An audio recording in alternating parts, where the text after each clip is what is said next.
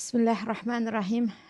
خواهران عزیز، خیلی که گفتیم ما درباره صفت جنت و دروازه های جنت، طبقه های جنت صحبت کردیم درس گذشته و درباره اهل جنت هم یک مقدار، اگرچه با تفصیل نباشد همین قدر مقدار ملخصا صحبت کردیم و امروز اولا به پروردگار پناه برده و به پروردگار با خواری و زاری دعا کرده که خدایا با رحمت خودت، با فضل خودت ما را از دوزخ و از طبقه های دوزخ دورگردان.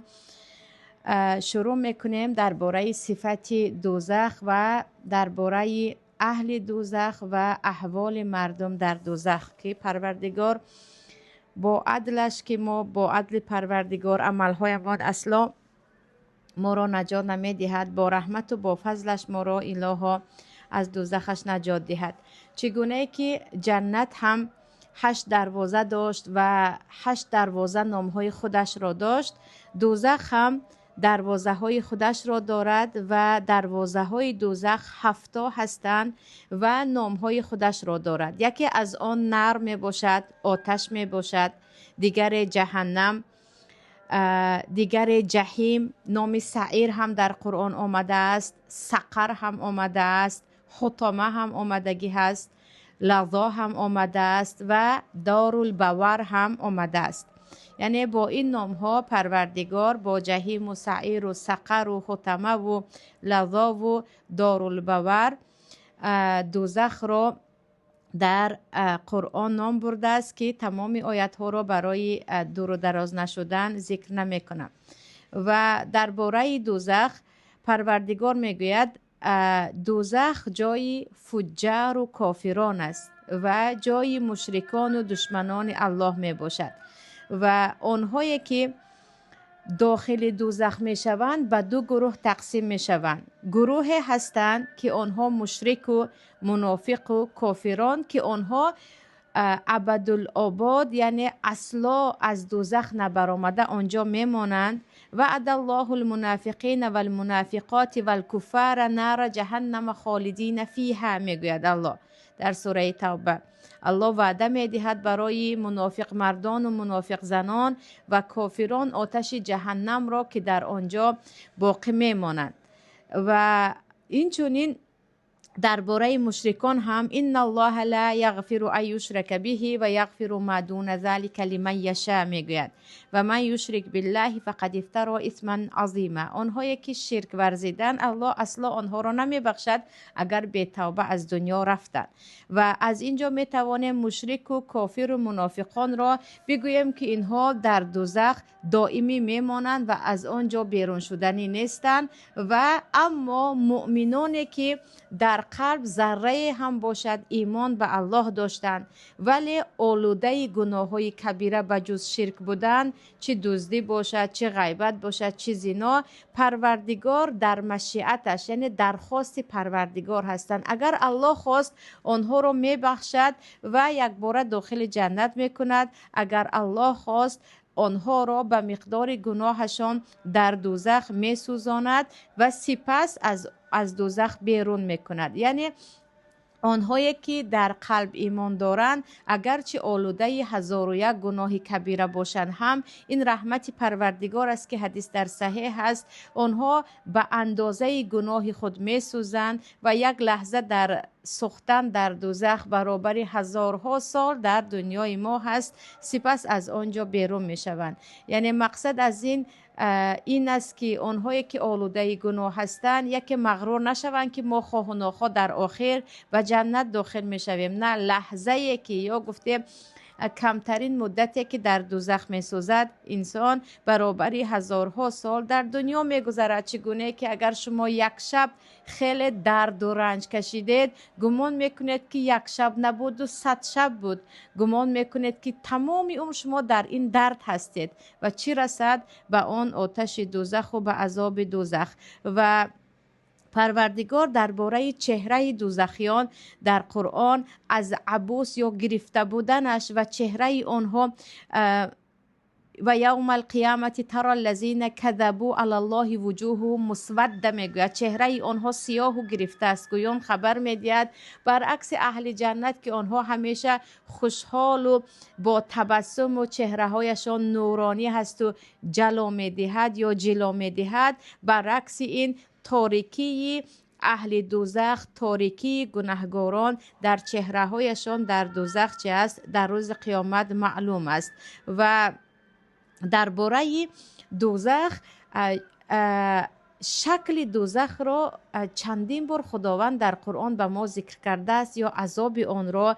و چیزی دیگر این است که در سوره فجر الله چی میگوید و جیء یومئذ بجهنم یومئذ یتذکر الانسان و ان له الذکر.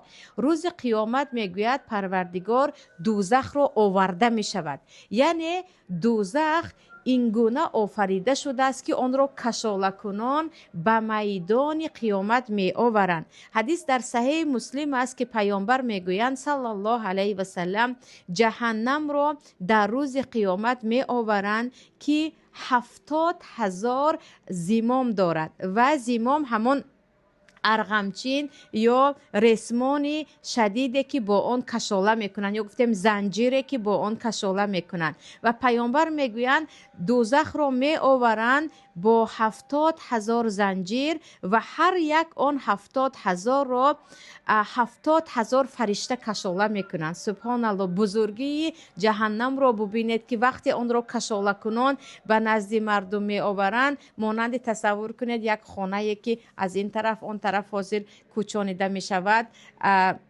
همان گونه کشاله کنان آن را می آورند. پیامبر میگویند 70,000 چی دارد زنجیر دارد و هر یک آن زنجیر را یعنی هر یکی آن 70,000 را باز 70,000 فرشته دیگر که درباره بزرگی فرشته ها پیشتر گفته بودیم کشاله کنان یا کشیده می آورند. و درباره دوزخ در سوره مریم الله میگوید و این منکم الا واردها، کسی نیست که از شما داخل آن نشود. و در تفسیر این آیت وارد شدن مسلمان ها را چی میگویند؟ گذر کردن یا عبور کردن بالای همان صراط یا بالای همان پل هست که آنهایی که اهل دوزخ یا منافقان هستند اگرچه خود را مسلمان نشان میدادند از آنجا به پایان می افتند. اما مسلمان ها بعضی ها به اندازه عمل خود دویده، بعضی ها خزیده، بعضی ها باشد با یک چشم پوشیدن آن طرف می گذرند. و دوزخ چگونه که جنت بالا بلندی هست، دوزخ پایان و چقور است. و سبحان الله اینجا حدیث ابو هریره هست که پیامبر صلی الله علیه و سلم همراه صحابه ها بار صدای افتیدن چیزی رو میشنوند، یعنی یک چیز وزمین یا سنگین وقتی از بلندی به پایان با اون صدای بلندی درنگاس می افتد اون را می شنوند و پیامبر می گویند آیا می دانید این صدای چی بود؟ و صحابه ها می گویند الله و پیامبر داناتر هستند، یعنی ما نمی دانیم. پیامبر می گویند این صدای سنگ هست که 70 سال هست که از بالا افتیده بود، انا الان به پایان یا چقوری جهنم افتید. یعنی سبحان الله جهنم اینقدر چقور است که یک سنگ اگر پرتاب کرده شود بعد از 70 سال چی می شود؟ به پایان می رسد. و همیشه درباره منافقین هم فی درک اسفل من النار میگوید الله آنها در چقوری آن هست. و چیزی عجیب خواهران عزیز درباره اهل دوزخ یا دوزخیان در درس پیشتر گفتیم که اهل جنت در صورتی یا در قد و بستی حضرت آدم داخل می شوند و حضرت آدم تقریبا 30 متر بودن. اهل جنت هم همین گونه جسمانشان دراز و کلان می شود. اهل دوزخ را پیامبر صلی الله علیه و سلم حدیث در صحیح مسلم است میگویند یک تا میگویند دندان کافری که در دوزخ می سوزد بزرگیش به اندازه کوه احد است. یعنی سبحان الله تعالی هرچی جسم کلانتر است هرچی انسان دردش زیادتر است. برای همین میگویند انسان های فربه یا بزرگ جثه درد را سختتر و شدیدتر میکشند. و ببینید که چقدر پروردگار دوزخیان را تبدیل به یک وحشی یا به یک انسانی خیلی و خیلی ترسناک و دهشتناک میکند که پیامبر میگویند فقط یک دانه دندان اهل دوزخ، یک دانهش برابر چی میشود؟ برابر کوه احد می شود و پوست وی اینقدر غفص می شود که به اندازه 3 روزه راه، یعنی از اولی پوست آن تا آن آخری پوست آن 7 قبط پوستی که در بدن دارد از اولش تا آخرش چه است؟ تقریبا 3 روزه راه است. و میگویند پیامبر صلی الله علیه و سلم این چونین از این کتفی آن تا آن کتفی آن یک سواره اگر چخل با سرعتی بلند برود در 3 روز رفته میرسد. یعنی پناه به الله آنهایی که اهل دوزخ هستند جسمایشان خیلی بزرگ و خیلی ترسناک می شود. و درباره قوت یا حرارت دوزخ پیامبر صلی الله علیه و سلم میگویند آتشی که شما در دنیا دارید از 71 قسمی آتش جهنم است. آتش جهنم باشد 69 مراتب زیادتر سوزانتر از عذاب یا از آتش دنیا هست. و شما همگی میدانید که بدترین عذاب در دنیا چی است؟ سوختن با آتش است. انسان هر چیز رو دیده اونقدر به دهشت نافتد هم وقتی میبینی یک انسان میسوزد یا جسم سوخته یک انسان رو میبینی دهشتی هست که روزها شاید سالها از پیش نظر تو نرود. یعنی سوخته شدن با آتش در حقیقت در دنیا هم یکی از سخت‌ترین مجازات است. و پیامبر صلی الله علیه و سلم میگویند این آتش شما در نزد آتش دوزخ چه است؟ جزء از همان 70 درجه آتش است. اما درباره آتش جهنم که هست هیزمش چی؟ الله میگوید یا ایها الذین آمنوا قوا انفسکم و اهلیکم نارا و قودها الناس والحجاره. شما خود و اهل بیتتان را نزدیکانتان را از عذاب دوزخ نجات دهید. یعنی آنها را از مرتکب شدن به گناهایی که آنها را به دوزخ میبرد پیش راهشان را به هر راه بگیرید و بدانید که هیزم آن آتش انسان ها و سنگ ها می باشد. سبحان الله، آتش جهنم هیزمش چه است؟ انسان و سنگ ها هست که هر یک انسان در آنجا علنگه می گیرد، هر یک سنگ در آنجا علنگه می گیرد. و درباره داخل شدن به دوزخ گفتیم مسلمان های گناهگار از همان پول وقتی که عبور میکنند تا به جنت رسند می افتند و داخل دوزخ می شوند. این چونین منافقین چی بسا زیاد هستند. امروز منافقین در بین مسلمان ها خود را مسلمان می گیرند، اما بجز به ریشه مسلمان ها تبر زدن و مسلمان ها را از این طرف و آن طرف به این سگ و به آن گرگ و به آن شیرهای درنده فروختن کار دیگر ندارند. منافقین هم مانند مسلمان های مرتکب گناه های کبیره که پروردگار آنها را با عدلش در دوزخ مدت می سوزاند از پول همون بالای جهنم می افتند، ولی کافران و مشرکان حتی با بالای آن پول ندر آمده کشالکنان گروه گروه به جهنم برده می شود که الله می گوید در سوره زمر وسیق الذین کفروا الی جهنم زمرا. و سیقه یعنی توده گروه گروه گرفته برده می شود کافران را، یعنی کافران از پیش یا گفتیم کافران در مابین از پشت و از پیش فرشته ها آنها را گرفته میبرند به کجا؟ به جهنم گروه گروه. حتی اذا جاءوها فتحت ابوابها، وقتی که نزد دوزخ میشوند جهنم میشوند درهایش گشوده میشود. و قال لهم خزنتها الم یأتیکم رسل منکم یتلون علیکم آیات ربکم و ینذرونکم لقاء یومکم هذا. و خزاندار یا گفتیم نگهبانان دوزخ که فرشته ها هستند از جهت تمسخر و از جهت این کار میگویند آخر چرا شما اینجا آمدید؟ مگر پیامبران به نزد شما نآمده بودند؟ مگر وارثان پیامبران به نزد شما نآمده بودند که به شما آیت های پروردگارتان را تلاوت کنند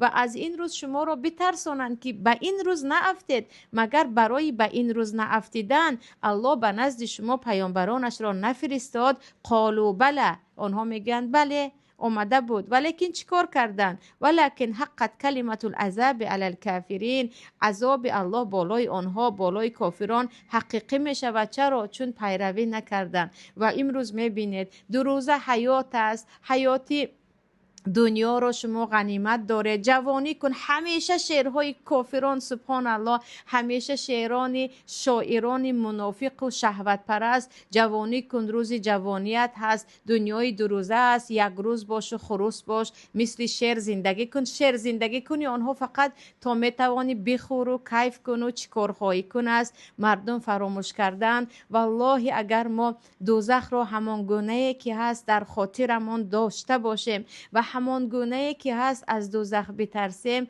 کجا رسد آدمیزاد؟ به یک پشه حتی آزار ما نمی رسد. ولی ما فراموش میکنیم همیشه اون روز بزرگ رو، اون دهشت و اون سوختن و اون عذاب رو و به خود و به دیگران، هم به خود و هم به دیگر بنده های الله ظلممان و زیانمان میرسد. و اینجا الله چی میگه؟ یعرف المجرمون بسیماهم فیؤخذ بالنواصی والاقدام. روز قیامت از چهرهش مجرمان را شناخته می شود، از موی پیشانی آنها کشاله کنان با تحقیر و با عذاب گران می برند. چگونه که امروز مسلمان ها را فرم پوش ها، چی در روسیه باشد چی در کشور خودمان باشد، که امروز می دانید که حکومت در دست فاسقان است. هر کجا یک برادر موحد دیندار یا یک خواهر دیندار همیشه در پیگیری یا گفتیم در زیر شکنجه هست، با 1001 تحقیر می زنند، کشاله میکنند، میکشند و گران زندان میبرند. آن روز دیگر فرشته ها مجرمین و کافران و منافقین را با تحقیر و با یک حالتی که خیلی و خیلی خوار و ذلیل و شرمندگی است کشاله کنان داخل دوزخ میبرند. و درباره آنهایی که اول شده به دوزخ می درآیند حدیث خیلی و خیلی خطرناک است برای مسلمان ها. حدیث در صحیح مسلم است. پیامبر صلی الله علیه و سلم میگویند اولین نفری که روز قیامت بالای آنها حکم کرده می شود این 3 گروه هستند. یکم مردی که استشهده، به شهادت رسید، یعنی مردی که شهید شد، او را می آورند و به او میگویند که تو چی کار کردی؟ او میگوید من در راه تو ای الله جنگیدم و شهید شدم. به او گفته می شود کذبت، دروغ گفتی، ولکنک قاتلت لان یقال جریء فقد قیل. نه، تو در دنیا جنگیدی تا که به تو بگویند مجاهد، قهرمان و پهلوان، و این را گفتند دیگر توی هیچ ثوابی نداره. سپس او را میبرند و با چهرهش به دوزخ میپرتایند و میآورند مرد دیگری را که او علم آموخت و علمه و قرأ القرآن، خودش آموخت به دیگران آموزاند و قرآن میخواند. او را میآورند که در چهره او یا در اون نمودار است این کارهایش و او گفته می شود چی کار کردی؟ او هم با غرور میگوید من طلب علم کردم، علم آموزانیدم و به خاطر تو قرآن خواندم، یعنی به الله. و او گفته می شود که دروغ میگویی، تو آموختی و آموزانیدی تا که به تو عالم گویند، مردم تو را عالم گفتند و تو قرآن خواندی تا که به او قاری بگویند. وای که آنهایی که علم را می آموزند تا اینکه مردم بگویند که فلان طالب علم است، علم را درس می دهند تا اینکه به دیگران فخر بکنند که من فلان فلان شاگرد دارم و این دارم و اون دارم. آنهایی که قرآن حفظ میکنند تا که با صدای خوشرویشان مردم را فریفته کنند یا گفتیم مردم را مخلص خود کنند. این بدترین عذاب است. آنهایی که به خاطر ریا میخوانند و قرآن حفظ میکنند بهترش جاهل بمانند، چون عذاب جاهل از اینها پایانتر است. و به این قاری و به این عالم گفته می شود نه، به تو تو این کارها را کردی تا که به تو قاری بگویند و عالم گویند. گفتند و دیگر میبرند و با چهرهش یعنی به سر و رویش میگیرند و میزنند به آتش جهنم. سیوم نفر دیگری را می آورند که او خیلی پولدار و مالدار بود و در چهره او هم نمودار بود عملهایش و او میگویند چی کار کردی؟ او میگوید من در راه الله خیلی انفاق کردم، خیلی صدقه کردم.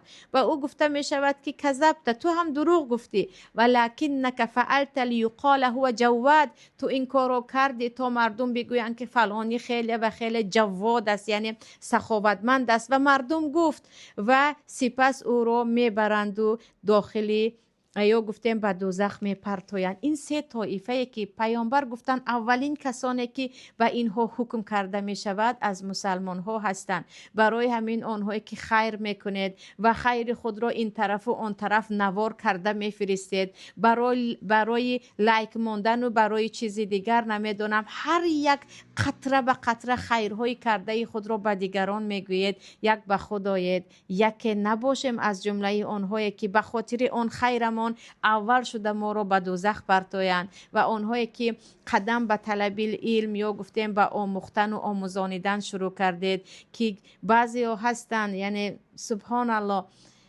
حالا 2 کتاب نخونده سرشان در آسمان است، شروع میکنن به طعنه زدن به حاجی این و به ایشان این و به استاد این و به استاد این. تو خودت برای چی خوندی؟ آیا خوندی برای آن که تمامی آنهایی که در تاجیکستان آبرو دارند در بین مردم زیر پا کنی، یا خوندی برای آن که 2-3 استادی که مردم آنها را با علمشان میشناسند و بیسوادی براری؟ برای چی خوندی که از حاضر شروع میکنی از همان صفت هایی که آموختم تا که مردم بگویند که علم من از آن زیادتر است و آنهایی که هم همیشه در استاتوس خود یا گفتیم به این و آن جهادگویان میگردند، یکی به خود آید آیا به خاطر الله میخواهید جهاد کنید یا که در بین مردم همچون مجاهد شناخته شوید؟ که این سه طایفه و دانستن این خیلی خطرناک است. همیشه باید نیت ها را در نزد پروردگار خالص کرد. اونی که علمش زیاد است اخلاق و تقوایش باید زیاد باشد، اونی که صدقهش زیاد است پنهان کاری هایش باید زیاد باشد، اونی که در راه الله مجاهد است نباید ریاکار و خودنمای و زبان دراز باشد. دیگر درباره صفت اهل نار یعنی آنهایی که اهل نار هستند الله میگوید والذین کفروا و کذبوا بآیاتنا اولئک اصحاب النار هم فیها خالدون. آنهایی که دروغ میشمارند و آنهایی که آیت قرآن کریم را و این چونین شریعت الله را انکار میکنند انا آنها اصحاب نار هستند. و پیامبر صلی الله علیه و سلم در حدیث دیگر که در صحیح مسلم است میگویند و اهل النار 5، این 5 گروه هستند که از اهل دوزخ هستند. راستی خواهران عزیز من چندین وقت است که دست به صحیح مسلم یکی میزنم، یگان حدیث ها رو فراموش کرده باشم یک بار دیگر ببینم گویان، یا بعضا صداهای شرح صحیح مسلم رو گوش میکنم، ولی همین حدیث رو خوندم گویا که حدیث برای من خیلی نو است و راستی شاید که خبر مرگ یکی از عزیزان به من رسیده باشد. بعد از همین حدیث همین قدر غمگین شدم، همین قدر مرا غم و پریشانی از هر طرف احاطه کرد که حتی گفته نمیتوانم. برای اینکه ببینید این 5 طایفه که پیامبر گفتن اینها از اهل دوزخ هستند که ها هستند. پیامبر گفتن اهل دوزخ 5 طایفه هستند. یکمش ضعیف الذی لا زبر له الذی هم فیکم تبعا لا یتبعون اهلا ولا مالا. یکم طایفه که داخل دوزخ می شود انسان های ضعیف و کم عقل که آنها پیروی همه می شوند، از پی مردم می روند، عقل ندارند که این چیکار کرده ایستاده است. عموما با عقل خود یا گفتیم با فراسات خود جای قدم خود را نمی دانند. الذین هم فیکم طبعا، آنها تابع شما هستند، یعنی فرمان بردار مردم هستند. مردم چی گوید اون رو کرده میگردند، سرشان خم است. و لا یتبعون اهلا ولا مالا، آنها نه از پی فرزند خود هستند یک انسان هایی که مثلا به عائله خود اهمیت دهد، به فرزندان خود، به همسر خود، یا گفتیم زنها به شوهر خود، نه از انسان هایی که از پی مال دنیا باشد و گویم این انسان در دنیا یک انسان موفق است. یک انسان بی عقل که اینجا بی عقل به معنای مجنون نآمده است، چون که انسان های دیوانه مثل کودک های به بلاغت نرسیده داخل جنت می شوند. آنها یگان خیل مکلف نیستند، بالای آنها چیز واجب نیست. اما اینجا انسان هایی که عقل خود را کار نمی فرمایند، از پی مردم گشتن می گیرند، نه آنها نقشه برای اقتصاد خود دارند که من باید فلان مقدار پولدار باشم، چیزدار باشم برای خیرم، برای فرزندم، نه برای فرزندان خود نقشه دارند. مردم گفت از قفای مردم می گردند. اکنون قسم به الله فکر کنید که چقدر امروز مردم در داخل کشور ما این گونه هستند. کار میکنن عموما به ترازوی عقل آن را نمیگذارند. فلانی کرد من هم میکنم، فلانی گفت راست است. یعنی خبرهای بر دروغ پهن میشود، عموما فکر نکرده که این خبر آیا راست است یا درست است باور میکنن. همیشه پیروی مردم، همیشه سرشان خم در برابر عرف و عادت هایی که در شریعت جا ندارد. پیامبر میگویند این طایفه از اهل دوزخ است. وای که انسان هایی که عقل خود را کار نمیفرمایند چقدر دشمنی خود، دشمنی فرزند خود، دشمنی مال خود و این چنین سبب اساسی آنها داخل شدن به دوزخ می شود. برای همین عقل را باید کار فرمود.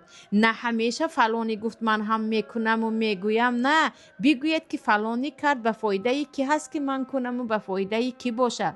فلانی گفت با که نداشته است، نه، فلانی گفت، فلانی کی هست؟ یگان استاد است، پیامبر است، شیخ است، کی هست که تو باید به او باور کنی. سبحان الله. گفته استادم همین جمله پیامبر که انسان هایی که عقل خود را کار نمیفرمایند سرشان خم مثل گوسفند از پی مردم میگردند، کرد منم میکنم، گفت من هم میگویم. وای که اینها خیلی و خیلی انسانهای پس در هر دو دنیا هستند و بزرگترین نعمت الله داده عقل رو کار نمیفرمایند. از روی این که یا گفتیم به سبب این که عقل خود را کار نمیفرمایند به این عذاب در دنیا و آخرت گرفتار هستند. و عقل انسان با کتاب خواندن و با نشستن با علما و با عقلان انکشاف مییابد. مایان عقل خود را با تماشا کردن نوارهایی که به دنیا و آخرت ما به جز ضرر چیز دیگر نیست، با نشستن با دو سه سفسطگویی که نشستید فقط از کرته گپ میزند و از خوردنش ببخشید از حاجت خانهش، یا اینکه فکر کردن درباره کدام انسان هایی که عموما به درد ما نمیخورد عقل خود را نابود میکنیم، یا گفتیم مگابایت های عقل خود را میسوزانیم، سپس کارهای را انجام میدیم که انسانی عاقل انجام نمیدهد.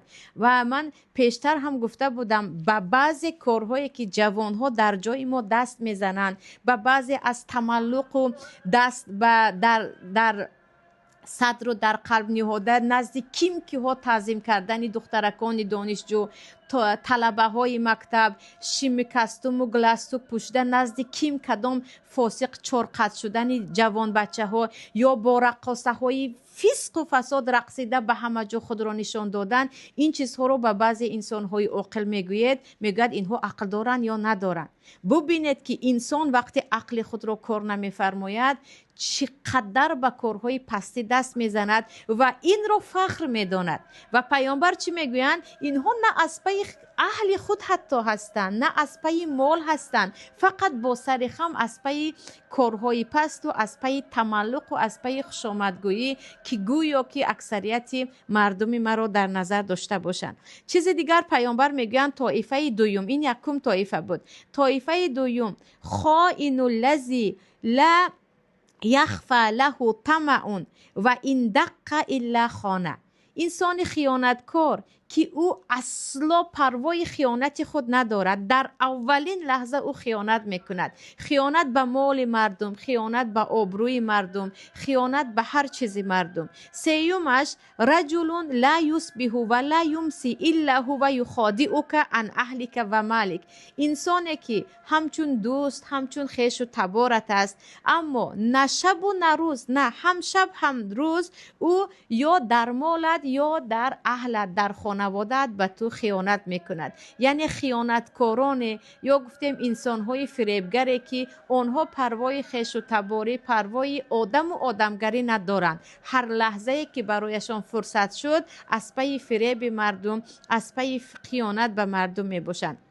سیومش پیامبر انسانهای بخیل میگویند، آنهایی که از دادن مال خود به قم بغل و به پیچارگان بخیلی میکنند، و یا اینکه دروغگویی که شرم نکرده دروغ میگوید. و پنجمش رو ببینید که پیامبر میگویند شنزیر الفحش، بد زبان حقارتگو، آنهایی که چی زن هستید و چی مرد هستید، آنهایی که چی خرد هستند و چی بزرگ هستند، وقت زبانشان فقط با لعنت گفتن، با دشنام کردن، با پدر و مادر رو حقارت کردن هست، بدانید که پیامبر خیلی خوش خبر دادن که شما از جمله اهل دوزخ هستید.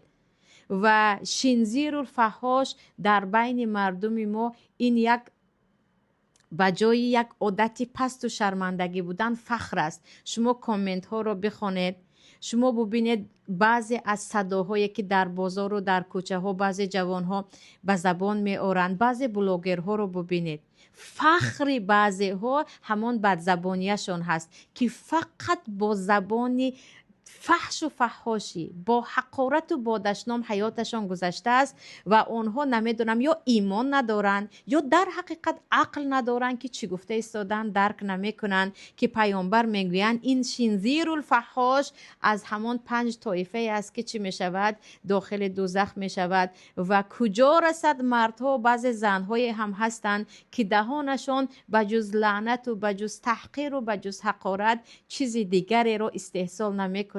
وای بر حال مادر یا هر پدر که خود ناآگاه هست، در درون خود خانه مال حرام نمیخوری، 5 وقته نماز هستی، روزه میگیری، ولیکن دهانت رو اصلا و اصلا داشته نمیتوانی، زبانت را کلا آزاد کرده ای که او به کجا خواهد میرود و چی خواهد میگوید. پیامبر گفتن این 5مین طایفه هست که از اهل دوزخ می باشد. و درباره این که اکثر اهل دوزخ زنها هستند، پیشتر هم گفتیم که حدیث در صحیح مسلم و بخاری است، خواهران یا زنهایی که در سر سطر دارند و 5 وقته نماز هستند و این چنین خواهرانی که قرآن میخوانند، گشته و برگشته شیطان به این گونه انسان ها وسوسه میکند که تو از فلانی بهتر هستی، تو نه خوب هستی، نه به خود آییم. به هر یک کمترین و کمترین گپ ها یا نیت هایی که کرده میمانیم خود به خبر هستیم و به دوزخ نزدیک میشویم. و پیامبر میگویند من اکثر اهل دوزخ را زنها دیدم و کمترین اهل جنت را زنها دیدم. پروردگار ما را از جمله زنهای صالح گرداند و جای ترسیدن از سخن مردم و ترسیدن از زن گرفتن شوهر و ترسیدن از توی من چه خیل میگذرد، زیادتر بترسیم که آیا پروردگار ما را به جنت جای می داده باشد، آیا ما از جمله آنهای باشیم که پیامبر زیادتر آنها را در دوزخ دیدن. ما جایمان کجا هست، مسیرمان کجا هست، قلب ما در این روزهایی که پر از آشفتگی و پر از فتنه و پر از تلاطم دنیا هست در کجا ثابت است، به کجا روانه هست. این را باید هر یک زن مؤمنه گشته و برگشته از خود پرسد و همیشه در احتیاط باشیم که پیامبر در یک حدیث نه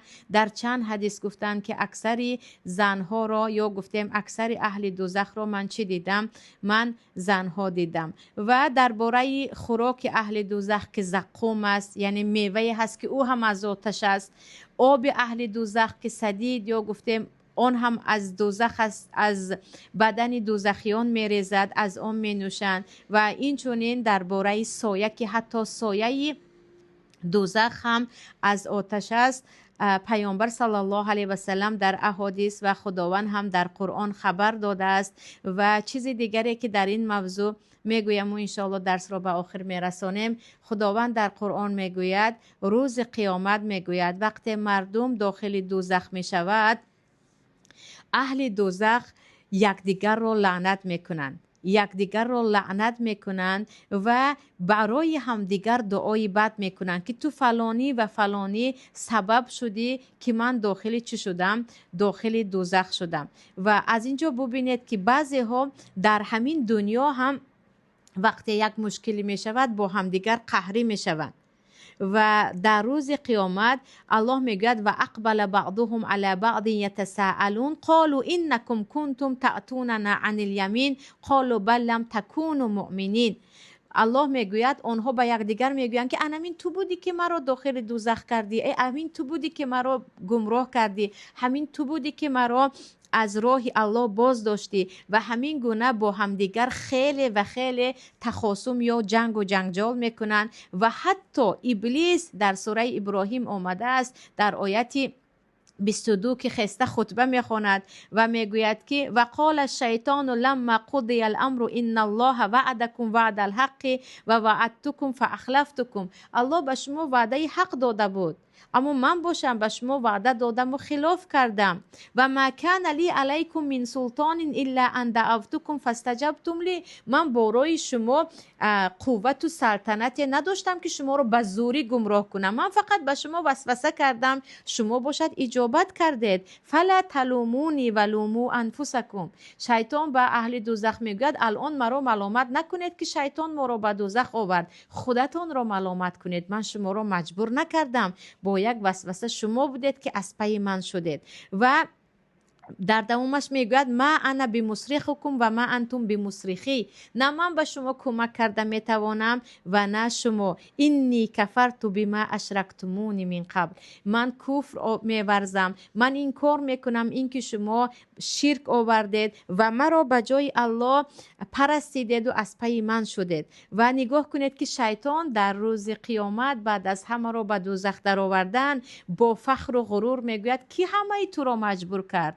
من کسی از شما رو به زوری پیروی خود نکردم، با یک وسوسه شما چی کردید؟ شما از پی من شدید. و همیشه به همدیگر در آنجا وقت لعنت میکنند و این چونین برای خود هم دعا میکنند که خداوندا تو ما رو الان از اینجا نجات ده، ما تمام عملهای صالح رو انجام میدهیم. در حدیث آمده است که الله میگوید آیا تمام دنیا رو میتوانی به من بدهی و از اینجا خلاص شوی؟ او میگوید آره پروردگار.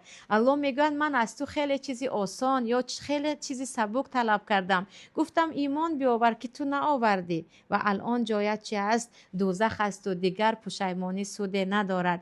چی مسلمانی چی کافر باید همیشه از دوزخ ترس داشته باشیم. هر عملی که ما رو به دوزخ میبرد، چی رباخوری باشد، چی دروغ گفتن باشد، چی زنا و غیبت و گناه های کبیره باشد، همیشه از الله بترسیم. قعر جهنم خیلی چقور است، عذاب دوزخ سالها و سالها و هزار ساله ها حتی برای مسلمان باشد هم دوام میکند، برای کافر ابدالآباد است. اینقدر به خاطر لذتی چند ساعتینه دنیا نباید آن دوزخ را برای خود وسیع‌تر کرد و نباید برای خود جای را از دوزخ خرید. باید مسلمان ها به خود آییم و بترسیم از آن آتشی که خداوند گشته و برگشته در قرآن به ما یادآوری میکند که به خود آید، عاقبت شما یا جنت و ابدی هست یا دوزخی هست که سالها و سالها در آنجا میسوزید. و حتی الله میگوید و دعو هنالک ثبورا، در آنجا دعا میکنن یا که دعو هنالک ثبورا، برای خود هلاکت میخوان که خدایا ما را نابود کن و ما مرگ فرست. الله میگوید لا تدعوا الیوم ثبورا واحدا ودعوا ثبورا کثیرا. یک مرگ نه هزارها مرگ طلب کنید، مرگ نمی آید. شما در اینجا جزای خود را میبینید. عذاب الله به گفتن آسان است و انسان به آن طاقت کرده نتوانسته، فقط طلبی مرگ میکند، ولی مرگ دیگر وجود ندارد و پروردگار همیشه از خودش و از عذابش ترسیدن را در قلب ما جای کند و همیشه در دعا باشیم که خدایا ما با عملهای صالح خود از دوزخ نجات یافته نمیتوانیم، غرق گناه هستیم شب و روز. تو با فضل و با رحمت و با کرم و مهربانیت ما را از دوزخ نجات ده. آمین یا رب العالمین.